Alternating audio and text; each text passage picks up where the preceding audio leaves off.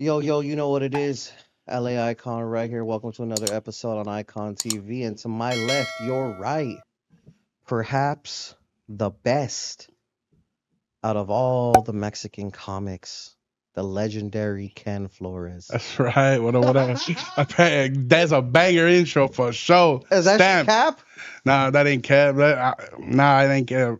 I like You that got shit. it. Before I get into this glazing session of Ken, I'd like to give a word to our sponsors. First and foremost, shout out to Shaka. As you can see, my man Ken is wearing Shaka. I'm wearing Shaka. If you're not wearing Shaka, what does that say about you, perro? The new West Coast Paisley. If you guys watch the news, you probably saw me in the blue one. You know what I'm saying? Shout out to that. My man in the 3M. I'm sponsored by some other unique individuals you may or may not have heard of. Shout out to Cookies. I got you some cookie stuff, perro. Oh shit. This is some London pound cake, dual chamber, 3-in-1. So it got grape gas, London pound cake, and some shit. Hell yeah, appreciate that, bro. So there's that for when you can't hit the flour. So here's some Yes, sir. flour for you as Thank well. you, my boy. Make sure you guys check out Cookies Melrose or Cookies Maywood when you're in the area. Use code Eyekon for 0% off your next sack. And shout out Burner. He just followed me yesterday on Instagram. Burner's a great guy, Pedro. Burner's a great guy. He's my pal. Yeah, hell yeah. And after you get high with some girl, make sure you take one of these, brother. It's a fucking honey pack. A honey pack. The legendary honey packs. Not made in Malaysia. Not made in China. Made here in the good old states of USA. Shout out to President Trump. That shit gonna give me nice. Tariffing all these fools out the game, so that way we gotta go American. You know what I'm saying? I usually just use C-caine, bro. Really? Yes, sirski. I know a lot of people that smell keys and slim after. Now I think you gotta have for shit. I don't need that much blood going to my shit, so my shit be rock hard, bro. I don't know. I never had that issue with with cocaine, bro. I guess I'm opposite. I'm opposite. Are you drinking alcohol along with it? Hell yeah, yeah. I gotta do that shit like a bison. I'm not gonna do coke like a white boy. That just straight up. Nah, hell nah. But yeah, I drinking for sure. Usually when I'm doing shows and shit, but I slowed down a lot. But I remember we used to say that, oh, my shit don't get hard, and I'm like, shit, I'm the opposite, boy. In this day and age, how old are you, Ken? If you don't mind me asking. 28, bro. Yeah, you're not that young anymore. Nah. In the 8 years that you've probably been participating in skiing and shit, would you say that you're now scared of being poisoned by fentanyl, but possibly when smelling keys? Nah, bro. I wish that had like an effect on me. I wish I would be like I wish it would scare me so I could just quit completely. But when that shit came around, like all the other kind of stopped doing it, and everybody always talks about the fentanyl and shit. I just my intake, I had health issues that made me stop for a little bit, but the fentanyl shit, I ain't gonna lie, bro, that shit never scared me. I always had this like theory. I said that fentanyl only kill white people. That shit, I was like, all the tios and your parents and shit that be doing pasecito and shit every once in a while. I ain't never heard of any of them drop from fentanyl. That's pretty valid. It's always like Tommy, 17-year-old, doing fake perks and shit. But I mean, again, I know obviously, yeah, there's some cases, but I don't know. That shit never really affected my life. Do you know anyone that it's affected directly? I'm acting like I didn't have heart failure and shit. Let me think about it. I was in the hospital like 3 times, bro. I mean, fentanyl itself, no, I don't know personally. And yeah, definitely. I battled with that shit. It was financially at first was definitely a battle. No, I meant with the fentanyl shit. Nah, hell no. I ain't never. Like with the fent in the coke is what I'm saying. Nah, never like nah, bro, never. I never heard of anybody. Like I know that back home, I think there's been some cases as of recently, but like I'm not anybody that I knew personally, and I know a lot of on that shit. Facts. Yeah, my friends are gonna be sad that I'm saying this, but when we were younger, I used to smoke a lot of P-Dogs. I don't know if you know what that is, but that's basically crack with a weed. Damn. Mixed. But I never really did coke or meth, and now that we're older, I'm pretty much drug free basically, and those fools have a vicious coke habit. Yeah, that shit. You're backwards. Yeah, that shit. Yeah, that shit. If you don't know how to control it, that shit is hard to shake off, man. I think all my homies are managing their lives pretty well. They're not like pawning their jewelry and shit. So Yeah, I've definitely been there. You know, definitely been there. you've clucked some of your shit. Nah, hell yeah, bro. I remember. Have you stole and gave it to the plug? No, I never stole. I never pulled up on some crackhead. This is all I got. But I have definitely. I remember I pawned the Apple Watch one time because I was behind a few fronts, so just to get right. But I'm gonna take this call, but it's a very important call. Doknow. Hey, Doknow. Did you butt dial me? This fool butt dial me. Hello. I was gonna roast this fool. He butt dialed me, that bastard. Hell no. I'm about to proclaim you the very best comic. Man. Oh no, he didn't butt dial me. He called me on purpose. Hey. Fat ass, I have a question for you. Before you go, I'd like to let you know that I'm also live, and I'm here with Ken Flores, and I just want to say he's a better comic than you. And I'm a better because your podcast is trash. You're only good because of Letty and Victor. Anyways, I have a question. What? You guys had a baby, it'd be Doknow. Haha. Letty said if me and you had a baby, it's Doknow. Hey, I have a question. What? This real estate. This is for you and Ken. You guys are on the phone. You ready? Yes. Are you ready? Yeah, let it rip. Fool, if I were to date a cop, how would you feel about me? I would tell you, police. We. If he was dating a cop, what would you say? Man, you ain't dating no cop, bro. No cop is gonna want to date you. Yeah, get the fuck out of here, dumbass cop. Coming from the. Hang up on that fool. He was on the Brown Bag podcast with Letty and Vic. Poor guy. He got poor guy caught strays right now. I know, bro. I was just drinking with him at his house like on Friday or some shit. Those boys can drink. Yeah, you can drink like they drink. Oh, I drink more than them. I be drinking, bro. I took Doknow's on his first like tour on the road, like doing stand up. Yes. We went to Texas. We did Houston, Dallas, San Antonio. I remember he was super psyched. That's like my little brother. Yeah, I took his ass out to like a few different strip clubs, and we was off, bro. And he had never like done the shows and then the partying, so he was on it. Now he do that shit all the time, bro. But he's a party animal for sure. Yeah. But to go rock a tour, like go rock a show, and then go do an after party is lit. Yeah, it's the best, and it's funny because like we wake up the next day like an hour before the show and just do it all over. So it was definitely one of the funnest times we had. Okay, yeah, we get down, bro, when we together. Let's start at the very beginning, Ken. And I'm sure you've done this in a gang interviews, but let's do it here, brother. Talk to me about where you grew up and what it was like growing up there, perro.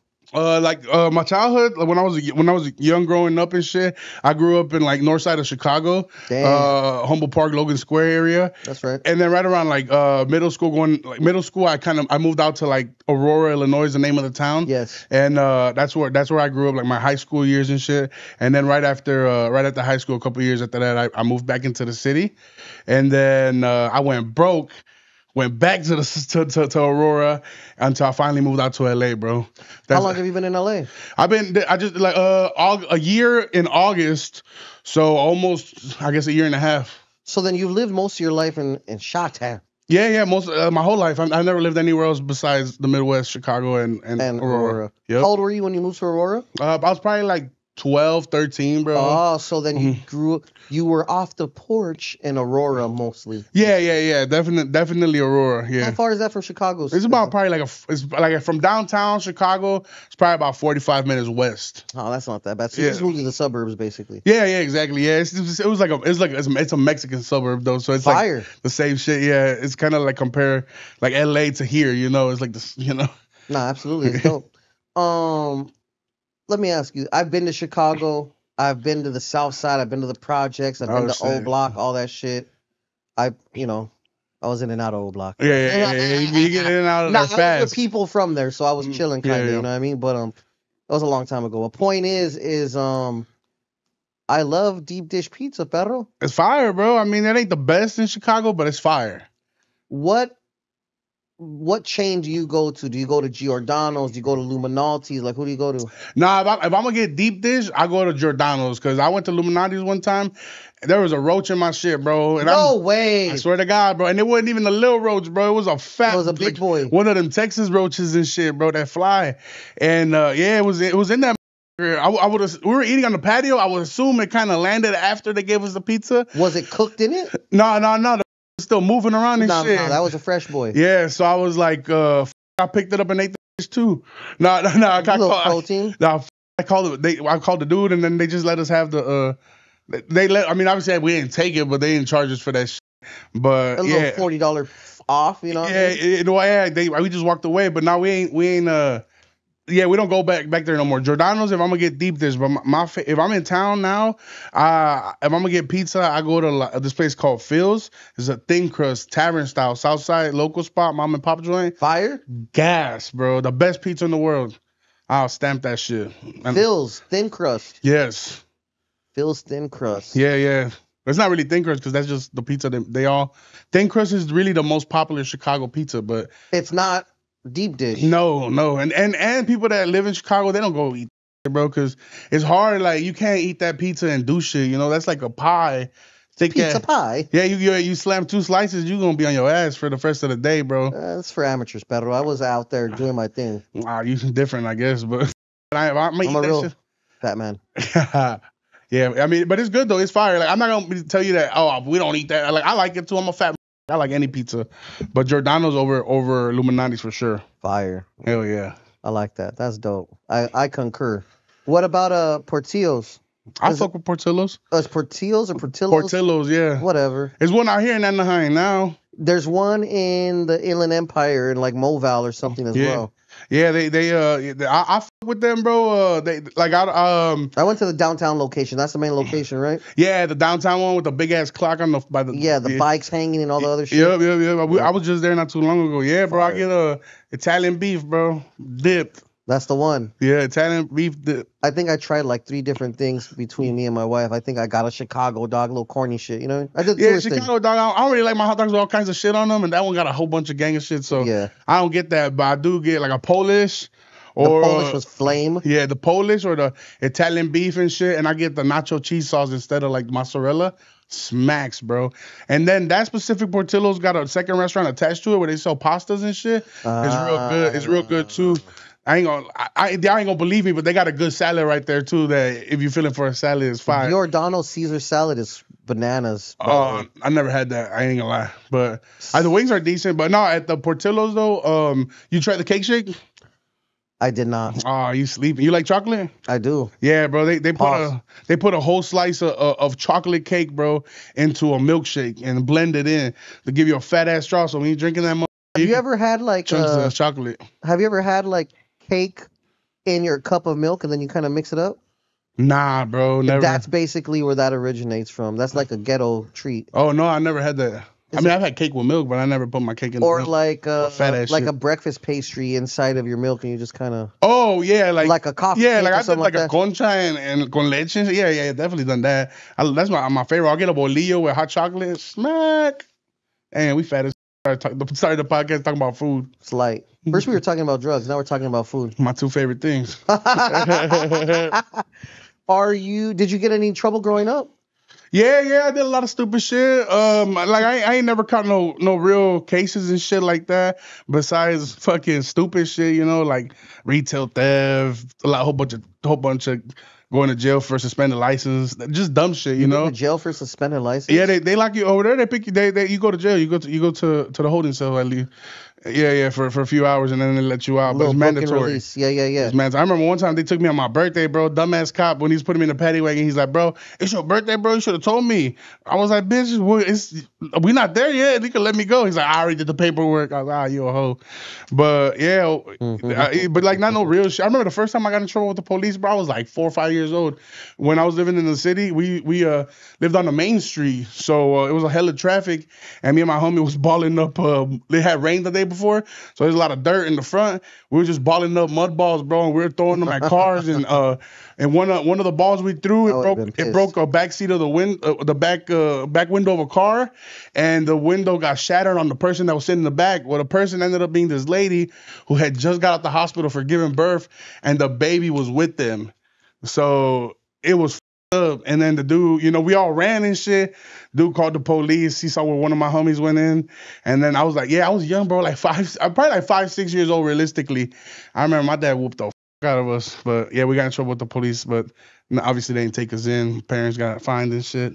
Damn, fool. Yeah. If you were an older human being, the homies would have packed you out for that. Oh, for sure. Like, because I can imagine, like, if I don't have kids, but if I was riding around with my son and somebody did that, like, you getting at least one sock to the face. I don't care. I don't care if you're 4 years old or not, bro. I'm punting your shit. Did you always knew you were funny? Yeah, bro. I ain't gonna lie. I knew I was funny as. That's cap. All right, bro. Like, I was funny, bro, because class clown type shit. Class clown type shit, yeah, because it was like because I was in, I don't know about y'all, but like where like me and shit, I started in bilingual classes when I went to school, and then they move you to English, right, when you get better. So like around 3rd grade, I remember like I was already speaking fluent English and shit, because the people that used to watch me upstairs I used to live in the basement, so the people that watched me upstairs, they used to play Simpsons all day for me and Seinfeld and shit. So that's how I learned English.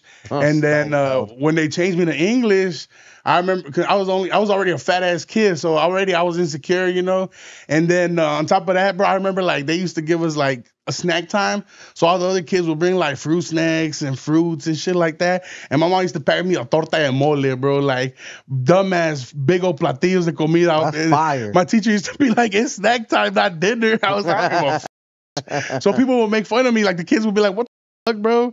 And so then I just kind of like, when they would roast me for my food, I'll roast them back, and then from there I just kind of picked it up. It was nothing like making the class laugh. I had a homie, rest in peace. He passed away, but his name was Ramon Flores, and my name is Ken Flores, and we used to say we were brothers, and like the whole class, we just had him dead, bro. Even if it was stupid shit like fart noises, anything, dumb shit, bro. And then after that, I got proved, like in the 8th grade, I got voted most likely to be a comedian for the yearbook and shit. So yeah, it kind of was already, they knew before I did shit.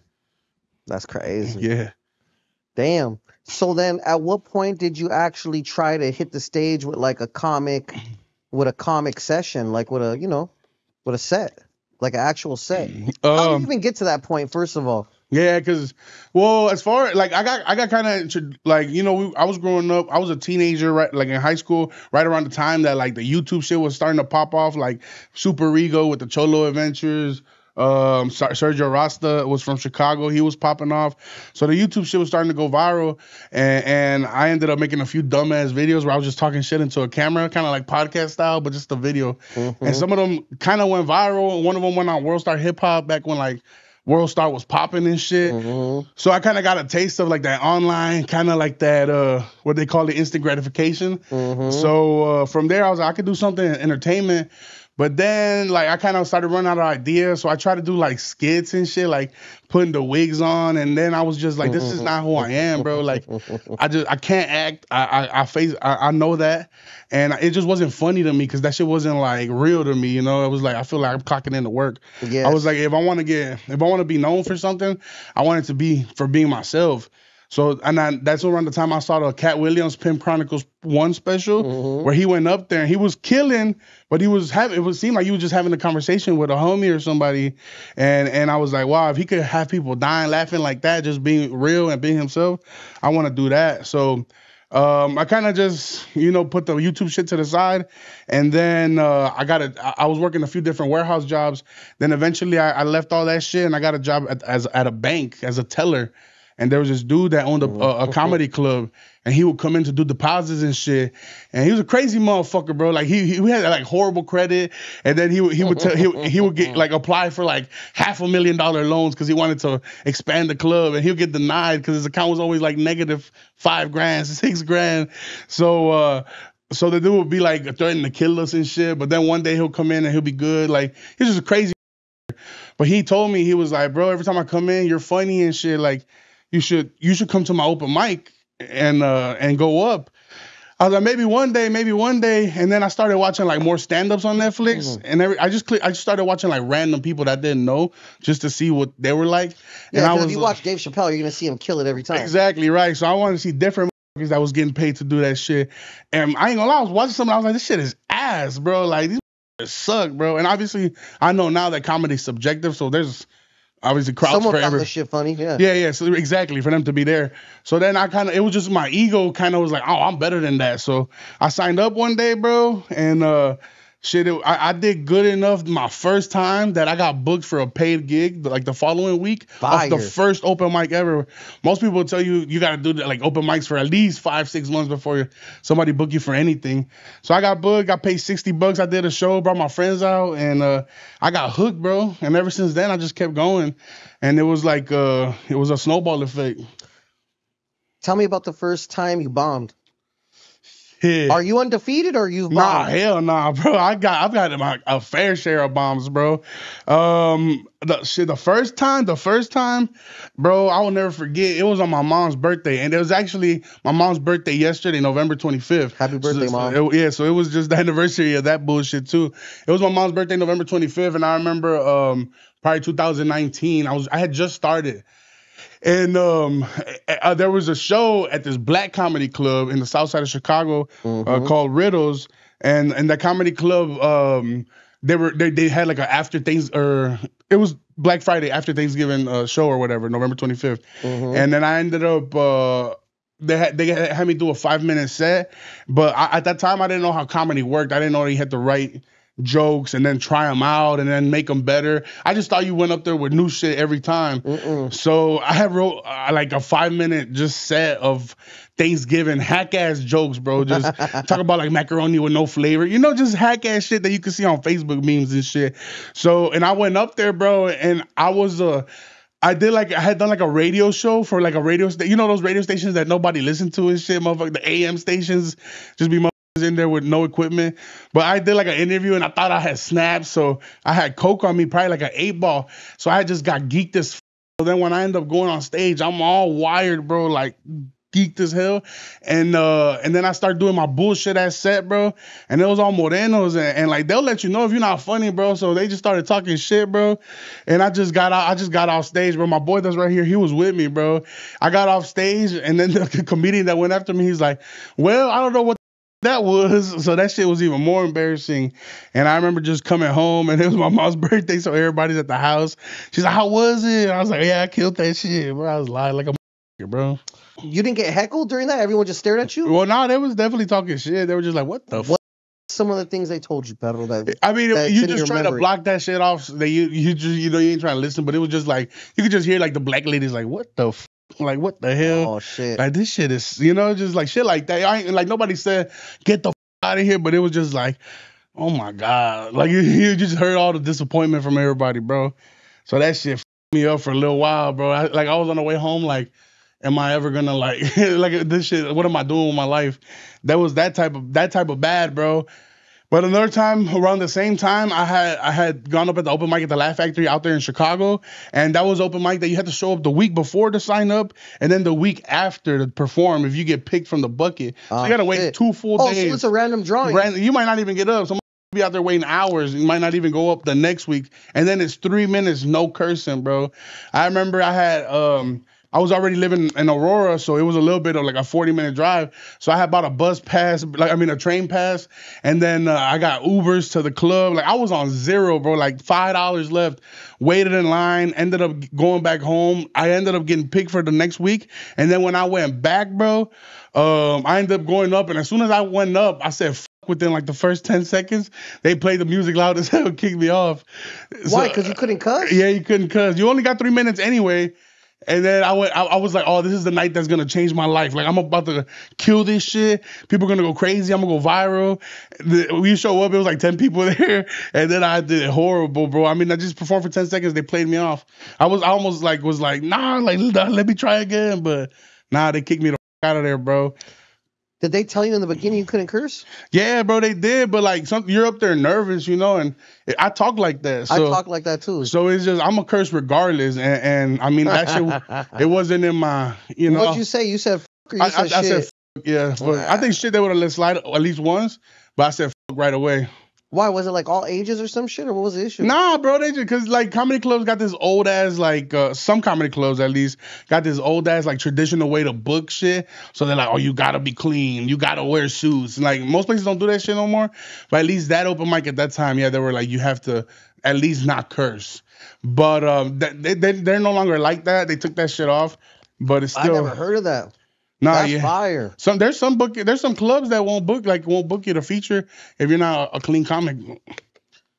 I believe it. What's your favorite club to do comedy in so far? So far, bro. 'Cause you've been around, baby. Yeah, one of my favorite ones is gonna be Portland, the Helium Portland Comedy Club. That shit's one of the best, bro. Like there's hella raza over there and like people. I don't know. At least for me, I'm from Chicago, so I don't never think about Portland. So I thought it was like vampires and werewolves up there. Like I didn't know it was like Mexicans up there. That's the Oregon Trail. Fool. Yeah. So when I went over there, bro, I seen like hella raza, and I don't know if because these motherfuckers are from up there or if they just get down like that up there, but they seem like all hard as hell, you know. And that like it's always a movie every time I go there, bro. Like they're ready to laugh. They appreciate you coming up there, especially after all like the riots and shit. Like people don't go to Portland too much no more. Like especially comics and shit. So yeah, that's one of my favorite. And then of course anywhere in Texas, bro. Like Houston.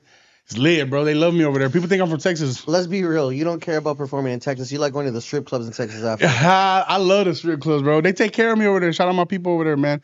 But yeah, they take care of me. So yeah, it's fun over there. But yeah, it's a movie. But I like the culture. I love Houston culture. Like I got my teeth done out there. I bought a grill and shit. So I pop out with the homies and shit. They show me hella love out there, bro. And I don't know. I just feel like Houston is not too different. Houston is like a mixture of LA and Chicago. Like if it was one, I would compare. Kind of see that. Yeah. Because it's more like there's more like they speak more like Chicago, like they say the N word, it's more, different. Do you say different the N word lingo. regularly? Yeah, I do. So why you say the N word right now then? I mean, I'm just saying because I have I have a reason to say it. You feel me? But I yeah, love it. Let me ask you this: so you've had plenty of Mexican food in Texas. Hell yeah. Who has better Mexican food? Chicago. Who has better Mexican food, LA or Chicago? I got in trouble for this shit already one time. Really? Where'd you answer that question at? Chicago at on a podcast, Lit Outlet, I think. Oh, okay. Yeah, but yeah, that shit, that clip ended up going viral. Hella shit. So you said LA. I said Chicago. Oh, you're crazy as shit, Yeah, boy. but like the thing is that in Chicago we're used to tortillas Milagro. It's a Chicago-based tortilla factory, and like the whole city fucks with them. Like you already know every taqueria, no matter if they're in business together or not, everybody's gonna use that tortilla. In LA, everybody does like tortillas de a mano, most people at least. And I feel like that shit takes away from the flavor of the meat and the I ain't gonna lie, I fuck with street tacos out here and I like them too, but not better than that. no, I think I do like as far as tacos go. Tacos. Yes, LA has better tacos or Mexican food as a whole. I believe so. Because there's so many options. You feel me? Like No, it's crazy. yeah, Estilo de this, estilo de that. Yeah. I like estilo de TJ Tijuana. yeah. Those are the good ones with the aguacate sauce pastor. You feel me? That's for our Angel's tacos. Angel's Tacos is fire. Yeah. I respect it. Yeah. I f with them and shit. And then out here too, they got like certain places they have certain meats, But I found a taco truck up here called Taqueria La Sierra. It's over in North Hollywood. Fire. And they got tacos de cecina, bro. Fire. I don't really see cecina like in a lot of places. And the place that do got it, they let that shit burn. It be hard as True. They be getting down over there. Cecina's cool. I like cecina with it. What about cabeza? I'd rather have lengua than cabeza. I don't like the texture of the cabeza. I feel like it's a little too mushy. That shit's fire. But it's good too. I ain't gonna lie. I'll smack it too though. I guess it depends where you go. Yeah, I'm also a big fan of like chivo, like birria de chivo, barbacoa de chivo. I fuck with I that. fuck with that shit, bro. Like, it's just a different flavor, you What's know? the difference between barbacoa and birria to you? Because as far as I'm concerned, barbacoa just means beef birria to me. Well, no, it's actually just based on the dish, because you can have goat barbacoa and then you can have goat birria and you can have beef birria and beef barbacoa. So the barbacoa is it's a drier version of the birria, usually cooked in a different seasoning, not caldo, no consomé. It's just like you la sirven así como tipo carnitas. It's a little bit more, more softer texture, but it's a drier meat. It doesn't come in a bowl. And the birria is more like a caldo, I was thinking about this right now, and now that I do think about it, is Chicago segregated, kind of? Hell yeah. Because I remember, like, being, like you said, you're from the north side. Yeah. And I remember when I went to go out there to film the video, that's why I went to Chicago. I went to go film videos or whatever. I was primarily doing all my filming with the homies in the north side. Yeah. And they said something about 5 points or 5 stars or some shit. I don't know. Yeah, I don't know yeah. what that means really, but No, yeah, like the north side is active too. Like most people hear about the south side because Lil Durk, Chief Keef, no, that's popularized. It's pop culture at this point. Right, but it's completely different. Like they usually don't even cross over, bro. Like people stay in the south side and the people from the north side stay in the north side. Number one, because if you go to the south side, I'm pretty sure you notice right away, you stick out. Yes. All morenos. I remember when I was in the projects on the south side, no matter, even though I was with a black fool and a white lady, people were looking at me like, what the f is this fool doing here? Yeah, because I mean, you also got tatted up and shit, Yeah. So they're probably thinking like, oh, he's from across the way, even though they don't necessarily beef with each other, because most of the blocks in Chicago beef with the next block, Yes. It's block versus block. Yeah, exactly. But yeah, I don't go down there. I only went there one time, bro, like to like the O Block area and shit. When Chief Keef first came out, they had like the merch, the Glory Boys merch, and only that place will make it, where they were all making their shirts and all. Lil Durk, everybody was making their shit there, so I went there to get it. But I was like, oh, I ain't never coming back here. Like everybody looking at you crazy and shit. But the Northside is active as hell too. I just linked up Doknow with my homie Kato. He's a rapper from Little Village. It's not really. That's what it's called, Little Village. It's also the South Side too. It's not the North Side, but that's all Mexicans, bro. Yes. All Mexicans. But I was me and Duno were gonna pack you out? Nah, hell no. I ain't gonna go down like that, man. But no. You told me that it. And then as soon as we pull up, we seen the decals on all the businesses. So I was like, oh, it's right here. No, dope. I was just like, I hope it's on the first floor. Facts. I made sure it was on the first floor. Bro, I went to a Friendsgiving on Saturday. I was in Texas, in Austin. God, these motherfuckers on the third floor. My girl signed up to bring the turkey, bro. I'm gonna take that part out. I'm gonna save you. Yeah, take that part out. My girl had me bring the turkey, bro. I'm my pants is sagging, bro. I'm out of breath, bro. Let me ask you this: is it just a fat boy thing that our pants are always falling? It's because I ain't got no waist, bro. Like me either. Yeah, my waist. I'm built like a Hennessy bottle and shit, bro. So yeah, ain't got no waist, bro. So even if I'll be tying up my sweats, my shorts. It don't matter, bro. My shit, I ain't got no ass cheeks. My shit look like Bobby Hill, bro. I'm built like Shotty Bay, really.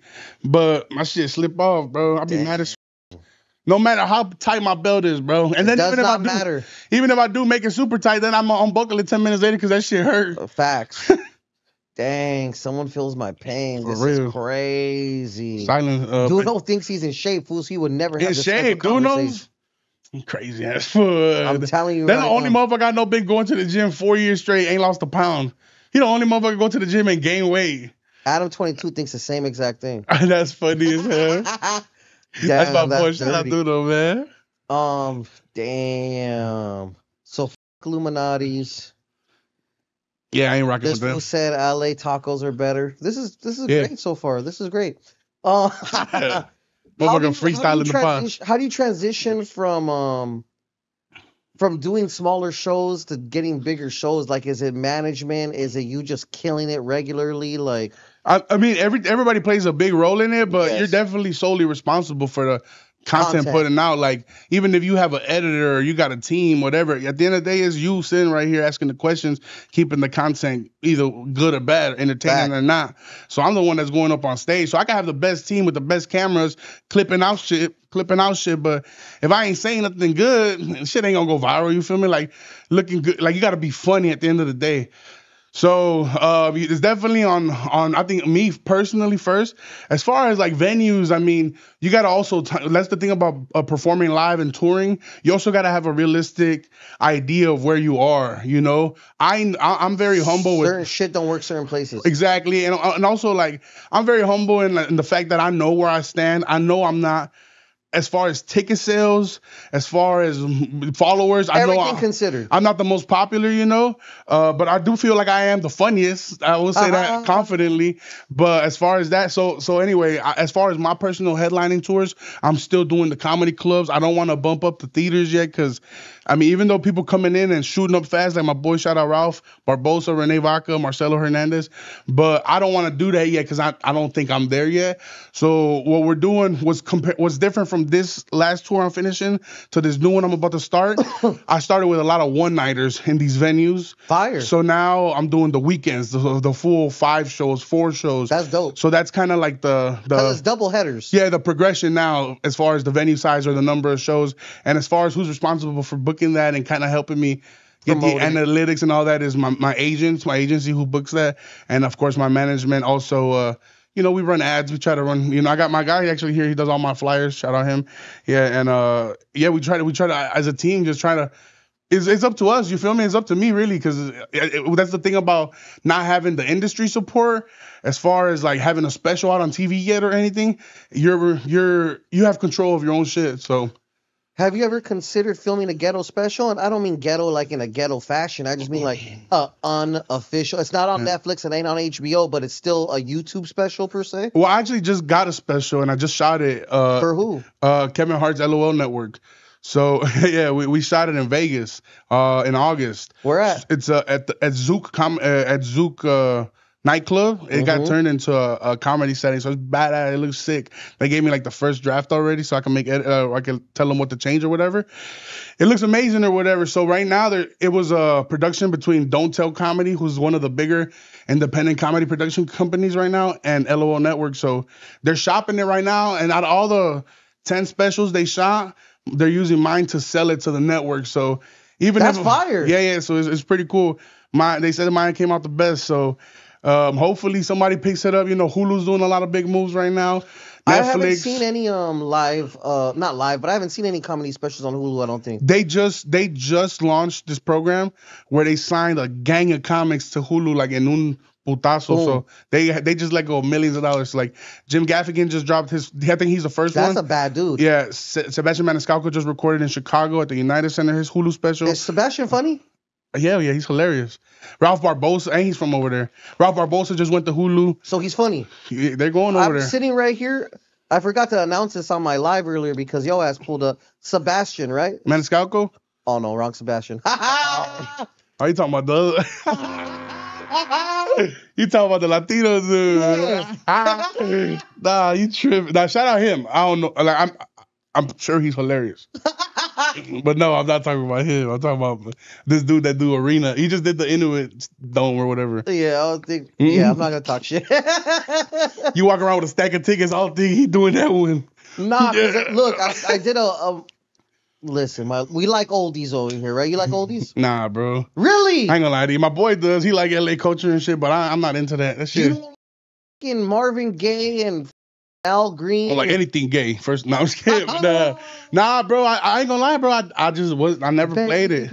Damn, lowrider oldies, pal. The only oldie I like is not even the real oldie. It's the La Vida is that shit. La Vida is fría song. That's a soldie. Oh, whatever the That's some new shit. That's some new oldies type shit. Yeah, but like all the other shit, nah, it always remind me of like scary movies, like Insidious and shit. You want to know what? You're kind of right. Yeah, so I don't fuck with that. Respect it. I feel like some shit going. Like I feel like if I listen to that music, I'm just waiting for the killer to come in my shit and kill me. Just get a blick, you'll be fine. Anyways, yeah. I was at an oldies event, and basically, I know the owner of the place, and he was like, "Hey, give away some tickets on your thing." So I was supposed to give away some tickets on my thing, but I forgot. But that shit's in some weeks, so they got action, you know. Yeah, man. Go ahead, get your tickets, man. I'm sure they still have some closer. Shout out to the wrong Sebastian. I'm kidding. Shout out Sebastian, man. Shout out Sebastian. The wrong one. No, actually, bro, if I'm not mistaken, I don't know, I'm not good with names, but if I'm not mistaken, I know he does a lot of crowd work, I believe. And I'm definitely not going to sit in the front then. And I think he's actually very good at that. So I I'm bullshitting, you know, we comics, we bust balls and shit, but I think it'll be a good show, so y'all should go. Have you ever gone at it with a heckler? Yeah, bro. Yeah, hell yeah. Because I do a lot of crowd work too, so. Let's recount your most heinous time.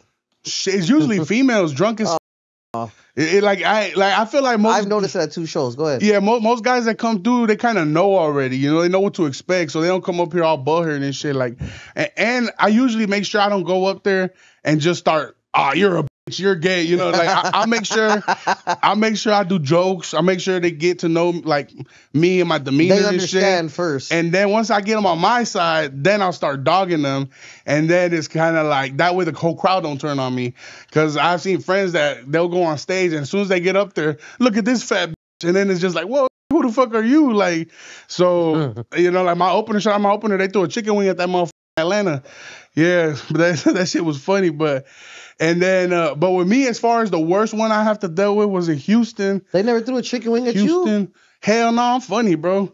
They do that shit to that don't got jokes. Nah, never chicken wing, bro. At the next show, I'm gonna throw something at Doknow. Oh yeah, fuck, I was about to say me shit. I'm gonna throw the mic back at you. Yeah. Nah, but like I had the craziest one I would say was in San Antonio. Like, I've had some crazy ones here in LA. Shout out to homegirl Silly. She came to one of my shows and we went back and forth for a match. She went stupid viral, but she was funny though. It wasn't just a drunk just saying shit. She was funny. She was going in. She was going in, bro. She was funny. But I remember in San Antonio, there was this girl who was just like, she just wouldn't shut the fuck up. And I was like, fuck up. Like I said, shut the fuck up. But I was already drunk. It was the second show. So she's like, who you calling the bitch, whatever, woo woo. And then her guy she was with stood up. So I was like, like now I gotta fight this. But nah, he was like telling her to shut the fuck up too. So then it was like I was gonna let it slide, bro, but she kept with me, bro. Like I was trying to go back into the joke. She's like, yeah, take off your fucking hat then. Take off your fucking hat. She thought, I don't know, she thought I was like my shit was falling or what. So I was like, I took off my hat. I was like, what, you thought I was bald you? And then she was just like, nah, fuck you still. So it was just like no funny shit. Just literally like I was trying to spin it into jokes, so it didn't look like I was just going back and forth. Of course. But she was just like, so I was like, fuck you, bitch. Like what the. And then eventually, you know, I was like, I had never kicked nobody out of my show before, but I was like, hey man, y'all let me know. Should I let this stay or should I let her go? And the crowd was like, shit, get her the out of here. So when the crowd turns on you, she's like, fuck all you. Yeah, but this interaction was like 7 minutes, bro. So imagine 7. How long was your set? 15 minutes? Nah, hell no. Nah. But I was doing an hour. It was a headlining show. Oh shit. But think about it though. You pay to see somebody like, and he's just like not even doing jokes. He's just arguing with her. Like, no, get her out of here. Like we paid to see the show. I mean, if he's doing jokes, crowd work, whatever, yeah, but that's not jokes. That's just talking shit. So anyway, they kicked her out, and that 7-minute interaction, I ended up clipping it into like maybe a 50-second quick clip, you know. Fire. And it just shows like it doesn't show how annoying she was being, but it just shows like me telling her to get the out of there. So that shit went viral, bro, and she ended up hitting me up. She was like, yo, I didn't give y'all permission to post my shit, so if y'all don't take it down, I'm gonna sue y'all. And she kept threatening me with like lawyers and shit, bro. So I was just like, I told my manager, I was like, what you think? Should I take it down? She's like, nah, before she does anything, she gotta go to a lawyer first, and they gotta send you a letter first. So wait till you get the letter. Once you get the letter, we'll take it down. Cease and desist. Yeah, for talking shit, I guess. I don't know. But we waited for the letter. He's like, she's still gonna have to pay that like $300 for that shit, like minimum. Yeah, so she never sent it, but I was letting it die down. I was like, all right, cool, we'll let it die down just so I don't got no more problems and shit. Yeah, we ain't posting this on the story again this week. And then one of the comedy clubs that I was gonna go to dumped ad money, and they picked that clip, so that shit was going around sponsored, bro, like as an ad. So I bet she probably saw that shit and she was like, get the fuck out of here. That's fire. Which is also funny as a comedy club. Why would you promote a shit show? Heckler. Like, Yeah. you want to come here, watch get kicked out. You Like, know their sense of humor now. yeah, but shit, but you know, and then the thing about putting that type of content out, then people start expecting that. So sometimes they do come a little bit like those second shows, those 10 p.m. shows, they come a little bit lit, bro. Facts. Yeah. The early shows are the ones I go to. I never go to late shows. I ain't trying to be all those drunk ass people. Yeah, it's gonna be fun. And especially if you go to a show like mine or the young comedians that are doing their shit right now, probably gonna be lit by the second show anyway. Usually I'll be lit. Facts. By the time I go up second show, I'm gone. But like, it's still a good show though. I still do my job. But at first show, I always recommend to people. And then those are the first tickets to go out because people that really want to see you, they want to be like, oh, I'm gonna be the first at the first show, right? So it's always a good crowd, the better crowds, in my opinion. Shit, I was just doing a show in Florida. Some motherfucker knocked the fuck out. Yeah, For heckling? Nah. It was They just had beef or something shit? completely different, bro. Like, it was crazy though. Like, I haven't even talked about it on no podcast. I haven't done any, but bro, I was in Florida and I was doing a meet and greet, and this jeweler, I don't want to say his name, but this jeweler who's done pieces for like Jelly Roll, Billie Eilish, so he's pretty big out there in Miami. He was talking to me and shit about jewelry, so he's like, "Let me take you out tonight, bro. Like, we're gonna go to my boy's spot. Pause. I'm gonna take you out." Hell no. Like, and I was like, "Yeah, for sure. Then I'm down to go out." And then he moved to the side because I was finishing doing pictures, and I guess his ex, bro, some Puerto Rican shorty, was driving around looking for him already all over town. She had gone to a couple different comedy clubs, and he knew she was looking for him because one of the managers at a different comedy club was like, "Yo, Hey, this she's bitch, looking for you." she's looking for you." So that had 2 hours to get out of there, and she pulled up, bro. I was just like, we had the footage too. She just walked in, bumped through my homie and the security, went up to him, smashed this shit in the face, bro, and he just fell to the floor, and he was kind of like trying to get up. Then she stomped his ass in the same place, bro. He started seizing up. He was fucking tweaking. You're I swear to God, bro, I'm not. You got rocked by a girl like that? Rocked, bro, rocked. Is bro. he a little guy? I mean, yeah, he's smaller than us for sure, bro. He got, and then she broke his like blood vessels. He was leaking from his eye, bro. And police went in there, like they swarmed the spot, started interviewing him or whatever.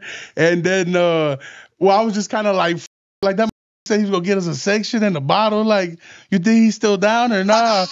And I was like, I'm gonna test the waters. So I texted him. I was like, "Damn, bro, you good?" Because he had gave me his number already. Where are you linking up at, G? Yeah, he's like, "Yeah, bro, I'm good. Puerto Rico, crazy." And I was like, "Damn." He's like, "Still come to Amsterdam." Oh shit, he's like, "Still come to Amsterdam." That's the name of the club over there. And he's like, "I'll be right here waiting on you." And I was like, "Bet." We pull up. He in a Cybertruck with nice colors or whatever. But he jumped out. He got a big old like them glasses that the Kardashians be wearing. Fucking gafas and shit, bro. And he was just like, he took him off inside the club. He like, we chilling and shit, talking. And the bottles are right there, but he just like trying to party with it. He trying to conversate with me, but his eyes like shut, bro. I just seen him get laid the fuck. Like, that would have been for me. I would have gone home. I ain't finna be outside. You just did that shit to me, especially. Oh, you cannot talk about fools with their eyes shut. Your eyes have been shut this whole. Yeah, but I was born like this, not because of kicked me in the face. Fuck that. But that shit, You got stomped out. You didn't even. Hey, stop! You didn't do nothing. I don't know that motherfucker. I ain't gonna hit you. Nah, hell no. And it's a female. What I'm gonna do?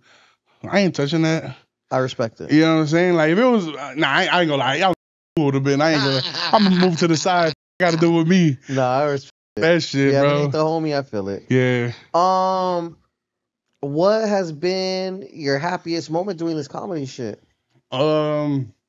Happiest moment, bro. I think I was really I was really like dealing with a lot of financial issues because of my own decisions when I was growing up. Your like, coke habit? Or yeah, what? my coke habit. Yeah, my coke habit, la peda, all that shit. So there was a lot of time. I'm the oldest out of my siblings. I got a younger sister, younger brother. Yeah, so you kind of feel responsible for them shit. Yeah, bro. There would be times where like my little brother would be like going to a field trip, you know, and he'd be like, "Oh, like, I forgot to tell my mom I got a field trip. Like, you let me hold $20 so I can get some food and shit." And I ain't even have 20 to my name to give him and shit. So that shit always kind of like, at the time you don't give a fuck, right? Because you in the fucking bender or whatever. But as now as I'm older, as I'm getting a little bit more revenue and shit, now anything they need, you know, I take care of it, you know, for their birthday. So being able to be there for them, you know, sometimes they get a little carried away. I ain't gonna lie, but maybe it's the guilt in me, but I can never say no to them, you know. So that's definitely, as far as my happiest moments, that makes me like genuinely happy.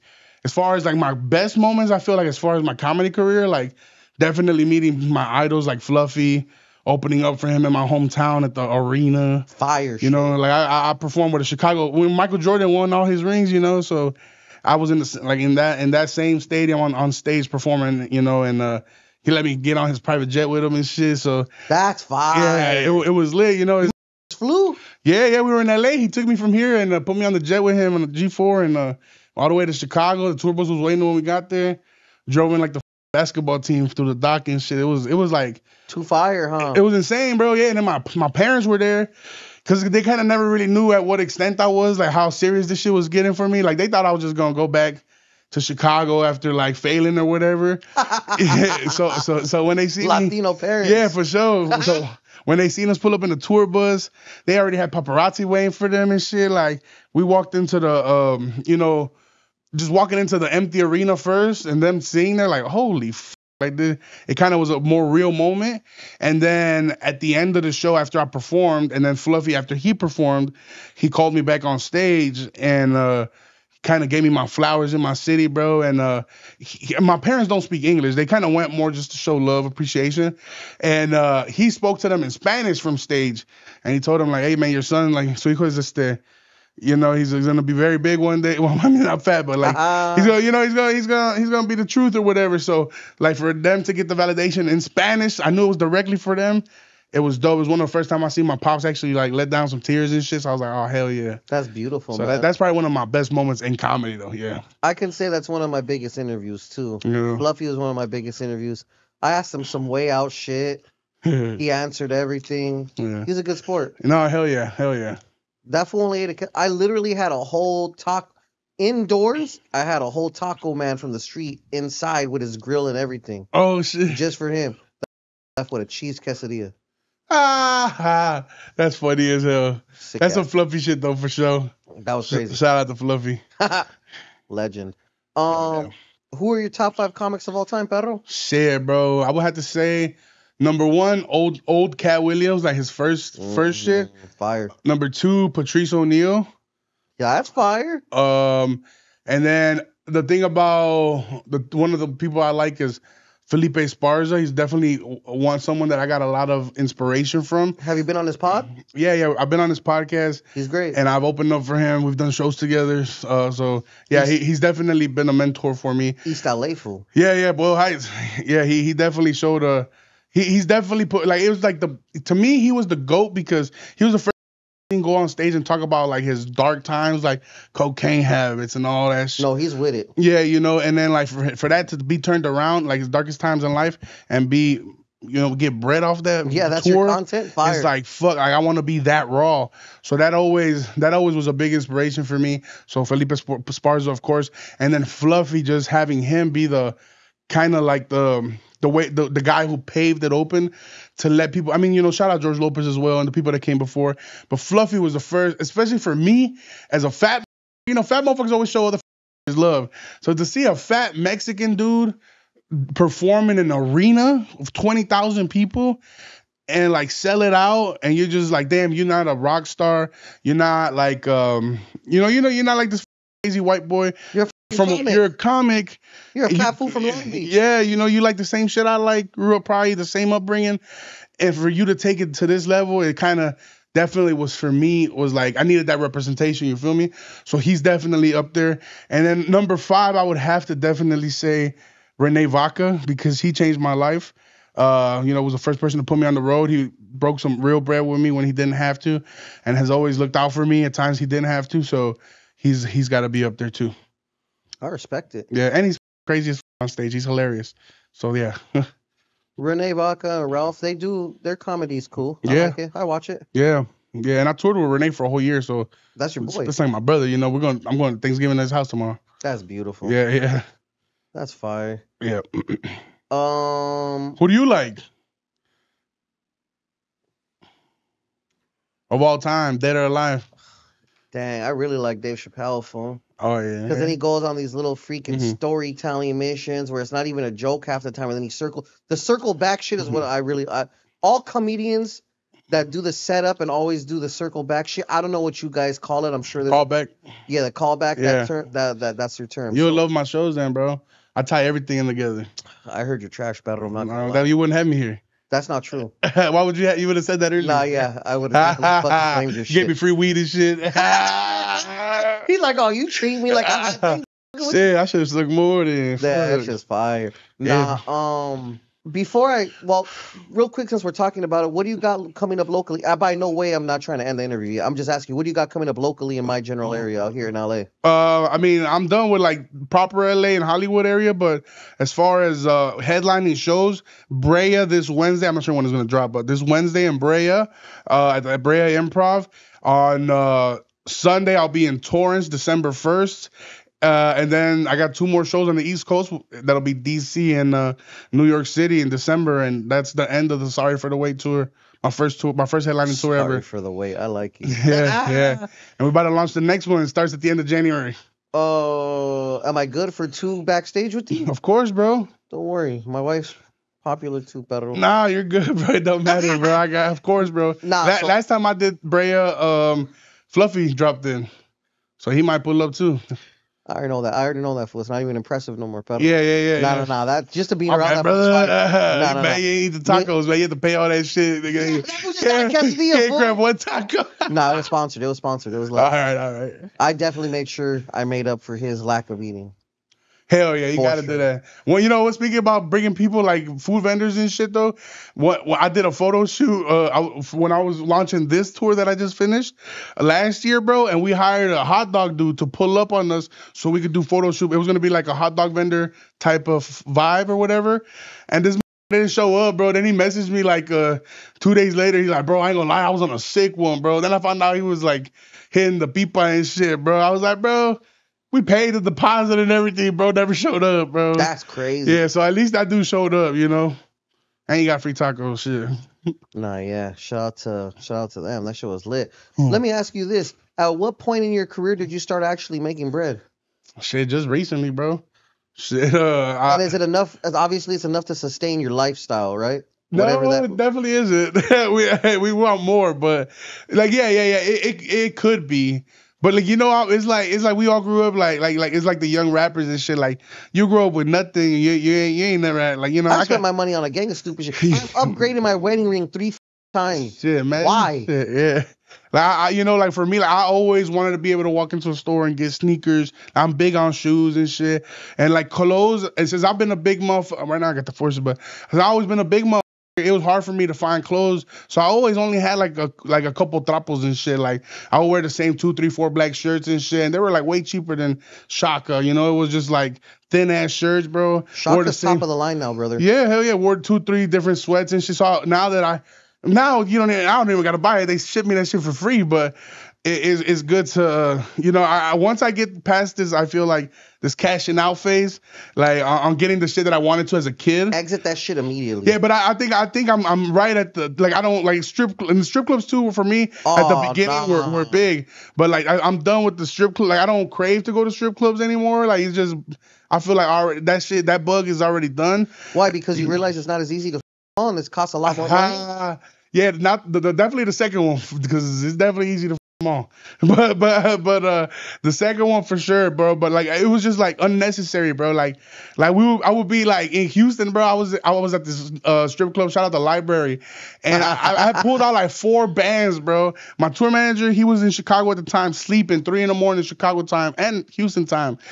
I'm waking him up, bro. He got a newborn baby next to him in the crib, bro. That fool was waking up every 2 hours anyway. Yeah, well that's true, right? I'm blasting his phone like Zell this 2000. He already had the 2000 singles on the table. Zell them, bro, because my shit not going through and shit. Like, you know how embarrassing it is to have to be outside a strip club calling your bank and shit. Like, so I think that shit, like, I would go in deep, you know, for no reason. So I think that shit's out of me. The shopping shit too, I'm kind of done with that. I got like all I buy is Pro Club and Shaka wear. So I got it. So I don't need no more shit. I think I'm exiting that too. So I think financially, yeah. But yeah, you do make a shitload of bread. But when I started, I remember, I'll tell you this, the first payout I got that actually felt like, holy yeah, my first, even though it wasn't shit, my first I made it moment when me and Renee Vaca, we were in Detroit And he told me at a bar, we were at a B-Dubs drinking at a bar, and he told me, bro, you want to come to LA with me in January? This was like November. He said, you want to come with me in January to LA? We can co-headline a show and we'll break the door in half. You get half, I get half. At that time, my followers were starting to pick up, but I was nowhere near anywhere like around him. So I was like, bro, yeah. So I would have done it for nothing, you know? I would have been like, pay my flight, bro, and I'll go and crash on my uncle's couch, whatever. So he was like, we'll break bread. So I remember coming out here, and I brought my tour manager, I brought him out here. Like, they were letting me borrow money to move around here because I didn't have no more money. So they were like, here's for the hotel. Like, I spent all my money in the hotel, and that's it, and the rental and shit, you know? So they were like, buy my food or whatever. And then that weekend, I was just eating at the comedy club because I didn't have no money to eat. When we got done with all the shows, we ended up starting with one show, but we ended up adding 4 total. Renee had me pull up to, when he used to live over there in Reseda, and he had me pull up to the complex where his mom used to live at, and he just walked out, bro, with a stack of cash. It was like, I don't know, maybe like 5-6 bands and 50s, and just getting that money, like clean money, bro, like all 50s nice and red, bro. Like 100s are cool too, but the 50s is a fatter stack. 50's a little exotic. Yeah. So it was just like I was able, like I got videos like on my Snapchat memories and shit of like fanning that shit, and then to be able to like, all right, pull over, we're gonna count this shit out and just break bread with my homies in the car. It was kind of like for all of us, it was like, damn, like we could do this shit, like. And after that, I started booking my own headlining dates. I was touring with Renee as well, and shit. Eventually, I got my agents, and yeah, we started making real paper. That's it was fire. Hell yeah, bro. I don't take it for granted, bro. I'm happy. Like I said, I know where I stand, and I don't need to be the most famous, the biggest or anything. I just want to keep it authentic and keep working, I think in an age of a bunch of bullshit, just being yourself is the best bet, bro. Hell yeah. That way I don't never feel like I got to go to work. I got to put on my character because I got to do, like, if I'm feeling like, man, this shit, I go up there, I'm like, man, this shit. But then I, mold into what I got to do and do my job. That's dope.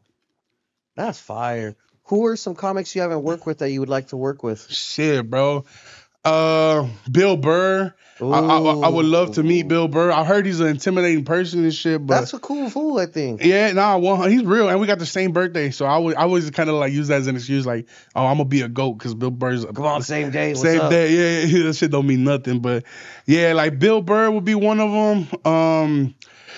I mean, thank God, I kind of already work with all my idols like Fluffy, Felipe, Joe Coy. He wants to produce my next hour, my next special. So like that's some of the co-signed by some of the biggest names in the game, and then all the young, like the people that I'm coming up with now, like Ralph and Renee. We all get money together. We don't beef. We all show each other love. Shout out Alfred as well. Like it's just it's just like it's a good time. It's a good time to be out here, and I'm pretty much meet everybody because I work at the Hollywood Improv most of the time, working on my material, my sets. Everybody goes there, all the most famous, the least famous, or the Comedy Store, Who'll just be popping out. Yeah, so it's like kind of like my list is getting real short of people I want to meet, which is a good thing, Fire. And I'm not one of those dudes that walk in and he like, oh, like I'm young. I'm the new young mo. Like, nah, hell nah, bro. I walk in, I'm a fan, bro. I don't. I'm a student of the game. I don't take anything for granted. Every time I walk into the Comedy Store or any legendary comedy club in the world or country, like I show my respects. Like it's just like going to somebody else's hood. Like just like showing love. It's like that, bro. I don't. Everybody, and then this shit. If I'm feeling drunk or if I'm drinking, I'm buzzed.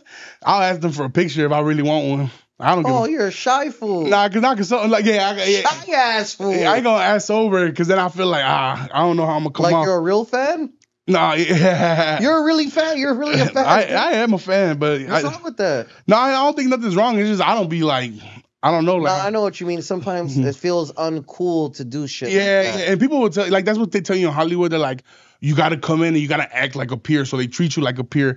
But I feel like but I feel like I'm funny enough that like whenever they see my set, they'll treat me like a peer. They recognize you as a colleague exactly. and a peer. And then we forget like we're all comedians, so we all got the same algorithms. I'm sure you see the same in your circle or your circuit or whatever. So we all see each other, So most of the time when I do introduce myself or I do meet these people, they already know who I am, which is like, again, I don't take it for granted, bro. So it's pretty cool. No, it's dope. But yeah, Bill Burr, Sebastian Maniscalco, I would like to work with him just because he's from Chicago. The right Sebastian. Yeah, the right Sebastian. Tom Segura was one of my favorites for a long time too. Tom is a cool looking dude. Yeah, I've met Bert. Felipe Esparza took me to his house and we did his cooking podcast. That's Something's fire. Burning. So that was freaking pretty dope. But I would like to meet Tom. And then the number one, I would like to. Damn. I guess I met both of these fools, but we have never worked together, and I want to be on their pods and shit. Mark Norman and Sam Morrell from New York. Mm-hmm. And then the other one that I would also probably include in my top 5 if I had to remove somebody, Shane Gillis. Shane Gillis. I'm gonna look him up. He's funny. He's a YouTube special, bro. Oh my god, bro. One of the best specials out since like some of the classics, bro. Like he's funny, bro. He's like he kind of plays like devil advocate. He kind of plays like a Republican a little bit, but he don't lean too deep into it. Like he clowns both sides, so it's like real funny. He got hired by SNL and then he got fired in the same day because they found podcast clips of him like just talking shit. So he went real viral for that shit, and then that shit made him more famous. So now he's doing arenas. So he went from an open micer with a podcast to doing arenas off of cancellation. So he kind of like defeated the odds. That fire. Yeah. So he's kind of, they call him like the Teflon Don, you know, like he's on. And then he got invited back to host SNL like last year. So boom, it's like the full circle checkmate. I am mad at it. Mm-hmm. Well, shit. Air Force asshole. Why Air Forces? Considering Chicago, bro. Chicago. That's Chicago. That's a Chicago trend. I don't give a fuck what New York. Why wouldn't you wear a Jordan 1 for Chicago? Because it's not a branding thing. It's a culture thing. It's like people out here wear Cortezes, you know what I'm saying? Like, I don't know why. That shit ugly as Don't get too crazy. No, I've never worn Cortez in my life, but you know the homies doing shit. Yeah, of course. Like, bro, like in Chicago. I'm from the era of the sporty cholo. Okay, no, you fly with it. Nah, but in Chicago, they don't even sell them at most Foot Lockers or shoe stores because nobody wear that. Cortez. I had never seen this right here was the first person I ever seen one. I was like, boy, them bitches look like chicken sandwiches from Burger King, bro. The long one and shit. Like, I want to get the C-caine Cortez. They're like $700 or some stupid shit like that. Nah, I don't even know. Those are fire, fool. I like the YG ones. Those are cool. The red ones with the flame. I think you got like a flame. They're decent.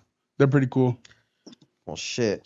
But yeah, I probably never wear that shit. My foot already look like a bolillo. Imagine if I put that bitch on. Oh, you're a fat foot with a fat foot. Yeah, what you think? I got skinny feet? Get the fuck out of here. I'm a fat foot with a skinny foot. I'm only fat right here and right here. I'm coming back. I'm not trying to be like Doknow though. Always being in the gym, never losing weight. You gotta even it out, bro. You gotta even it out. I'm even sponsored with gym equipment and a supplement company. I'm still not losing weight, man. Damn, but they was giving that shit out at that point. What the fuck they? Nah, I just love pizza too much. Pizza. There's not even no good pizza out here, bro. That's cap. Where you get your pizza from? Domino's. Bro, I ain't gonna lie, Domino's is gas. Cause I was thinking about getting pizza today. I like Little Caesars. Like we grew up on Little Caesars. That is hard. Don't say that's crazy. Wrap it up, bro. I'm done. Now Little Caesars is gas, bro. Cheesy bread from Little Caesars is fire. Everything.